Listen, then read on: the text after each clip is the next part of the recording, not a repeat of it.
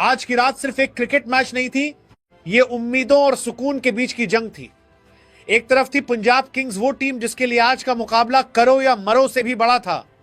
Playoff की बची कुची उम्मीदें किसी बुझते हुए चिराग की तरह हवा से लड़ रही थी और उस चिराग को बचाने के लिए पंजाब को हर हाल में जीत चाहिए थी। दूसरी तरफ थी रॉयल चैलेंजर्स बेंगलुरु, एक ऐसी टीम जो पहले ही प्लेऑफ का टिकट कटवा चुकी थी। लेकिन विराट कोहली वाली आरसीबी कभी सिर्फ औपचारिकताएं निभाने मैदान में नहीं उतरती। पंजाब किंग्स पॉइंट्स टेबल पर चौथे नंबर पर खड़ी जरूर थी, मगर पीछे आती टीमों की सांसें उसकी गर्दन तक महसूस हो रही थी। स्टेडियम का माहौल बिल्कुल किसी बॉलीवुड क्लाइमैक्स जैसा था, जहां एक तरफ उम्मीदें थी, दूसरी तरफ डर और बीच में क्रिकेट अपनी सबसे खूबसूरत शक्ल में खड़ा था।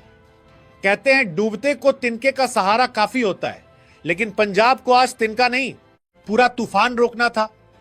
और सामने विराट कोहली थे, जिनका बल्ला जब बोलता है तो फिर गेंदबाजों की प्लानिंग अक्सर व्हाट्सएप के अनरीड मैसेज जैसी रह जाती है। टॉस हुआ और श्रेयस अय्यर ने टॉस जीतकर पहले गेंदबाजी का फैसला किया। फैसला सुनते ही ऐसा लगा जैसे पंजाब ने शुरुआत में ही दबाव आरसीबी के पाले में डालने की कोशिश की हो। लेकिन मैदान पर जब विराट कोहली और जैकब बैथल ओपनिंग के लिए उतरे तो दोनों के इरादे कुछ और ही कहानी लिखने वाले थे।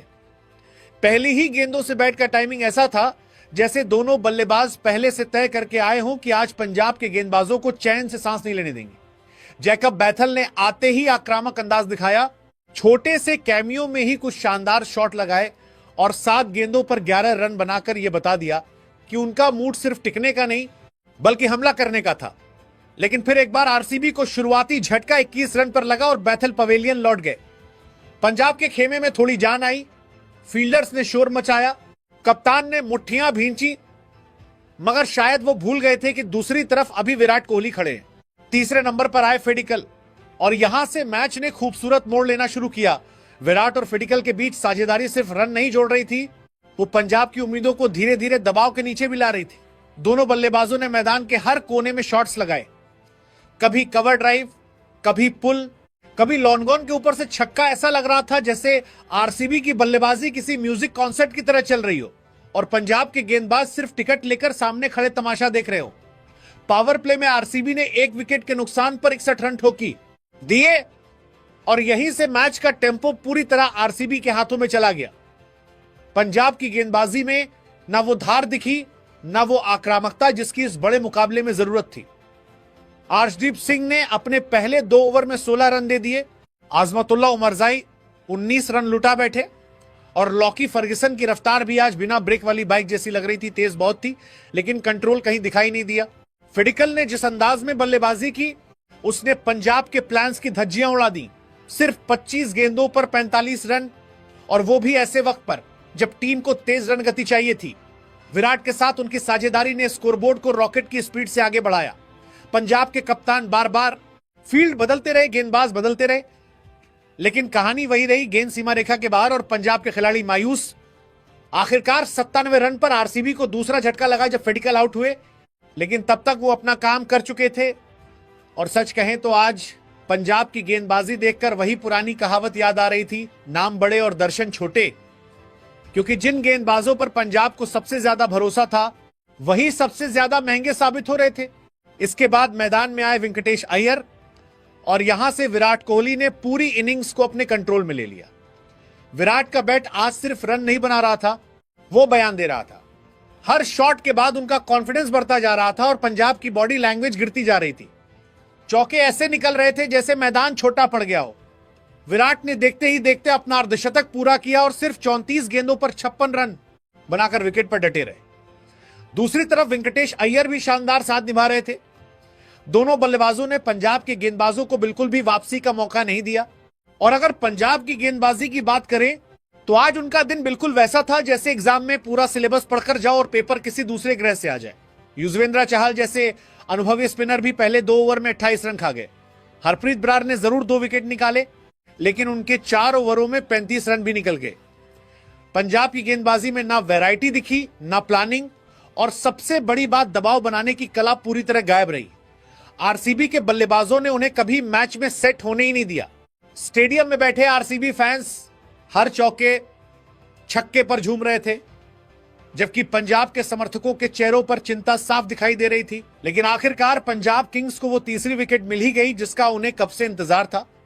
आरसीबी का तीसरा झटका 157 रन पर लगा जब विराट कोहली 37 गेंदों पर 58 रन बनाकर आउट हुए।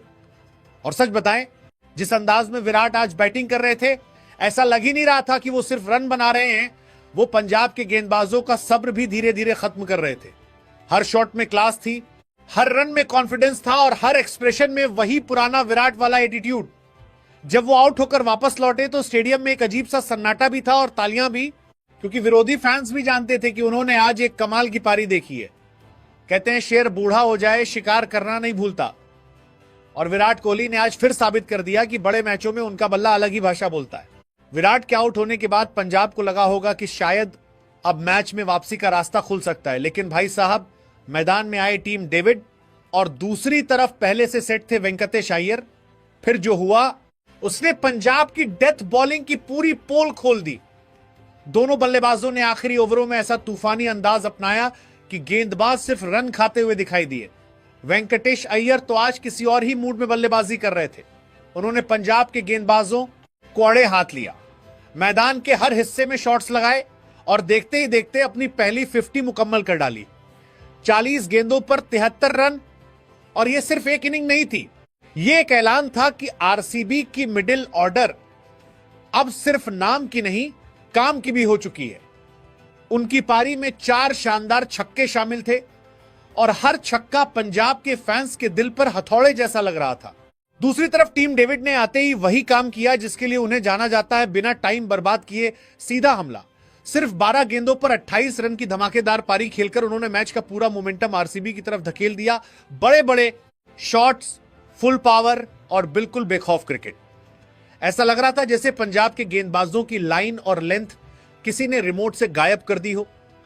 और फैंस भी सोशल मीडिया पर यही कह रहे होंगे कि भाई ये डेथ ओवर्स थे या नेट प्रैक्टिस, क्योंकि ना यॉर्कर दिखी, ना स्लोअर बॉल का असर, ना कोई प्लानिंग। पंजाब की गेंदबाजी एक बार फिर पूरी तरह एक्सपोज हो गई। आरसीबी ने पूरे 20 ओवरों में सिर्फ 4 विकेट खोकर 222 रन बोर्ड पर लगा दिए। और जिस तरह शुरुआत से लेकर आखिरी गेंद तक उन्होंने बल्लेबाजी की, वो एक चैंपियन टीम वाली फीलिंग दे रही थी। पंजाब किंग्स के गेंदबाज ना शुरुआत में मैच पर कंट्रोल हासिल कर पाए और ना आखिरी ओवरों में वापसी करवा सके। अर्शदीप सिंह हो, युजवेंद्र चहल हो या बाकी गेंदबाज, आज कोई भी ऐसा स्पेल नहीं डाल पाया जो आरसीबी की रणगति पर ब्रेक लगा सके। सच कहें तो पंजाब की बॉलिंग आज बिल्कुल उस मोबाइल बैटरी जैसी लगी जो 20% के बाद अचानक बहुत तेजी से गिरने लगती है। अब पंजाब किंग्स के सामने सिर्फ एक टारगेट नहीं था, बल्कि उनकी पूरी प्लेऑफ उम्मीदें खड़ी थी। अगर उन्हें अपने सपनों को जिंदा रखना था तो 223 रन बनाने ही पड़ते। और आईपीएल जैसे बड़े मंच पर इतना बड़ा टारगेट चेस करना आसान नहीं होता, खासकर तब जब सामने आरसीबी जैसी टीम हो जिसका कॉन्फिडेंस इस वक्त 7वें आसमान पर था। लेकिन क्रिकेट की यही खूबसूरती है दोस्तों, यहां आखिरी गेंद तक कहानी बदल सकती है। और अब सबकी निगाहें पंजाब की बल्लेबाजी पर टिक चुकी थी कि क्या वो इस पहाड़ जैसे टारगेट को पार करके अपनी उम्मीदें बचा पाएंगे। 223 रन सुनने में ही ऐसा टारगेट लग रहा था जैसे किसी पहाड़ को बिना रस्सी चढ़ने की चुनौती दे दी गई हो। लेकिन पंजाब किंग्स के लिए ये सिर्फ रन नहीं थे, ये उनकी प्लेऑफ की उम्मीदें थी, उनका सपना था, उनका बचा खुचा सहारा था। मैदान में उतरी पंजाब किंग्स की ओपनिंग जोड़ी, प्रियांश आर्या और प्रभा सिमरन, और पूरे स्टेडियम की निगाहें बस इन्हीं दोनों पर टिकी हुई थी। क्योंकि फैंस जानते थे कि अगर शुरुआत अच्छी नहीं हुई तो फिर कहानी शुरू होने से पहले ही खत्म हो सकती है। लेकिन दोस्तों, कभी कभी बॉडी लैंग्वेज ही बहुत कुछ बता देती है, और आज पंजाब के ओपनर्स के चेहरे पर वो आत्मविश्वास दिखाई ही नहीं दे रहा था जो इतने बड़े रन चेज में होना चाहिए। ऐसा लग रहा था जैसे दबाव पहले ही उनके कंधों पर बैठ चुका हो। और सच बताइए, क्या आपने भी महसूस किया कि पंजाब की टीम मैदान में उतरते वक्त थोड़ी डरी हुई लग रही थी? खेल शुरू हुआ और आरसीबी ने पहली ही गेंदों से पंजाब पर शिकंजा कसना शुरू कर दिया। देखते ही देखते पंजाब किंग्स को पहला झटका सिर्फ 1 रन पर लग गया जब प्रियांश आर्या 3 गेंदों पर बिना खाता खोले वापस पवेलियन लौट गए।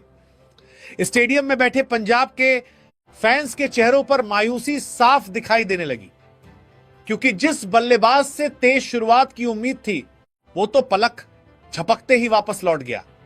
कहते मुसीबत कभी अकेली नहीं आती, और पंजाब के साथ भी कुछ वैसा ही होने लगा। तीसरे नंबर पर आए कोपर कनोली, लेकिन दूसरी तरफ प्रभसिमरन भी ज्यादा देर टिक नहीं पाए। पंजाब को दूसरा झटका सिर्फ 18 रन पर लगा जब प्रभसिमरन 5 गेंदों पर सिर्फ 2 रन बनाकर आउट हो गए और यहीं से मैच पूरी तरह आरसीबी की पकड़ में जाता हुआ दिखाई देने लगा। इसके बाद मैदान में आए कप्तान श्रेयस अय्यर, जिनसे आज पंजाब किंग्स को सबसे ज्यादा उम्मीदें थी, क्योंकि बड़े मैचों में कप्तान ही टीम का सहारा होता है। फैंस को उम्मीद थी कि श्रेयस आएंगे, पारी संभालेंगे, दबाव कम करेंगे, लेकिन आज शायद किस्मत भी पंजाब के खिलाफ खड़ी थी। श्रेयस अय्यर सिर्फ 3 गेंदों पर 1 रन बनाकर आउट हो गए और उनके आउट होते ही स्टेडियम का माहौल बिल्कुल बदल गया। आरसीबी के खिलाड़ी जोश में थे, फील्डर्स चिल्ला रहे थे और पंजाब का डगआउट पूरी तरह खामोश दिखाई दे रहा था। सच कहें तो ऐसा लग रहा था जैसे पंजाब की प्लेऑफ उम्मीदें धीरे धीरे मैदान पर बिखर रही हों और यहां पर आरसीबी के गेंदबाजों की जितनी तारीफ की जाए उतनी कम है। भुवनेश्वर कुमार ने अपने अनुभव का पूरा इस्तेमाल किया और शुरुआती 2 ओवरों में सिर्फ 8 रन देकर 2 बड़ी विकेटें हासिल कर ली। उनकी लाइन लेंथ इतनी शानदार थी कि पंजाब के बल्लेबाज समझ ही नहीं पाए कि हमला करें या बस विकेट बचाएं। दूसरी तरफ जॉश हेजलवुड ने भी कमाल की गेंदबाजी की। हर गेंद में अनुशासन, हर ओवर में दबाव और पावर प्ले में राशिद सलाम ने भी बड़ी शानदार गेंदबाजी करके पंजाब को पूरी तरह बैकफुट पर धकेल दिया। आरसीबी के गेंदबाज आज सिर्फ गेंद नहीं डाल रहे थे, वो पंजाब के बल्लेबाजों के दिमाग में डर भी पैदा कर रहे थे। और पंजाब किंग्स की बल्लेबाजी भाई साहब आज तो बिल्कुल बिखरी हुई नजर आई। ना कोई प्लान दिखा, ना कोई साझेदारी, ना कोई इरादा। इतने बड़े मैच में इस तरह की शुरुआत किसी भी टीम की कमर तोड़ देती है। सोशल मीडिया पर फैंस भी शायद यही कह रहे होंगे, इतना दबाव तो एग्जाम रिजल्ट वाले दिन भी नहीं होता जितना पंजाब आज महसूस कर रही थी। लेकिन क्रिकेट की खूबसूरती यही है दोस्तों, यह मैच तब तक खत्म नहीं होता जब तक आखिरी विकेट ना गिर जाए। मगर फिलहाल तो कहानी पूरी तरह आरसीबी के कंट्रोल में जा चुकी थी और पंजाब किंग्स दबाव के समंदर में डूबती हुई दिखाई दे रही थी। पंजाब किंग्स की चौथी विकेट 62 रन पर गिरी और यह विकेट सिर्फ एक बल्लेबाज की नहीं थी। ऐसा लग रहा था जैसे इसके साथ पंजाब की उम्मीदों का एक बड़ा हिस्सा भी पवेलियन लौट गया हो। कोपर कनोली ने जरूर लड़ने की कोशिश की। उन्होंने 22 गेंदों पर 37 रन की तेज और सासी पारी खेली, कुछ शानदार शॉट्स लगाए और थोड़ी देर के लिए ऐसा महसूस करवाया कि शायद पंजाब अभी भी मुकाबले में बना हुआ है। लेकिन जैसे ही वो आउट हुए, स्टेडियम में बैठे पंजाब के फैंस के चेहरों पर फिर वही चिंता लौट आई। क्योंकि दोस्तों, क्रिकेट में सिर्फ बड़े शॉट्स नहीं, लंबे वक्त तक टिकना भी जरूरी होता है। कहते हैं उम्मीद पर दुनिया कायम है, लेकिन पंजाब की उम्मीदें हर गिरती विकेट के साथ कमजोर पड़ती जा रही थी। दूसरी तरफ रॉयल चैलेंजर्स बेंगलुरु के खिलाड़ी पूरी ऊर्जा के साथ मैदान पर हावी दिखाई दे रहे थे। हर विकेट के बाद उनका जोश बता रहा था कि वो इस मैच को किसी भी कीमत पर हाथ से जाने नहीं देना चाहते। जब पंजाब किंग्स के 93 रन पर 5 विकेट गिर चुके थे, तब ऐसा लग रहा था कि मैच अब बस औपचारिकता बनकर रह गया है। लेकिन यहीं से मैदान पर आए मार्कस स्टोइनिस और दूसरी तरफ डटे हुए थे शशांक सिंह। और भाई साहब, यहीं से मैच ने अचानक फिर थोड़ा रंग बदलना शुरू किया। दोनों बल्लेबाजों के बीच एक लंबी साझेदारी लगी और पहली बार पंजाब के डगआउट में थोड़ी हलचल दिखाई दी। फैंस फिर से उम्मीद करने लगे कि शायद अभी कहानी खत्म नहीं हुई। स्टोइनिस ने अपने अनुभव का इस्तेमाल किया, बड़े शॉट्स लगाए, गैप्स ढूंढे और रणगति को जिंदा रखा। दूसरी तरफ शशांक सिंह बिल्कुल बेखौफ अंदाजे में बल्लेबाजी कर रहे थे। हर चौका, हर छक्का पंजाब के फैंस की धड़कनें वापस बढ़ा रहा था। और सच बताइए, एक पल के लिए आपको भी लगा था ना कि शायद पंजाब ये मैच पलट दे। यही तो आईपीएल की असली खूबसूरती है। लेकिन क्रिकेट बहुत बेरहम खेल है दोस्तों, यहां एक छोटी सी गलती पूरा सपना तोड़ देती है। पंजाब किंग्स को एक 160 रन पर छठा झटका लगा जब स्टोइनिस 25 गेंदों पर 37 रन बनाकर आउट हो गए और यहीं से मैच फिर पूरी तरह आरसीबी की तरफ झुका गया। क्योंकि जिस पार्टनरशिप ने उम्मीदें जगाई थी, उसके टूटते ही दबाव फिर से पंजाब पर हावी हो गया। स्टोइनिस के आउट होने के बाद शशांक सिंह ने हार नहीं मानी।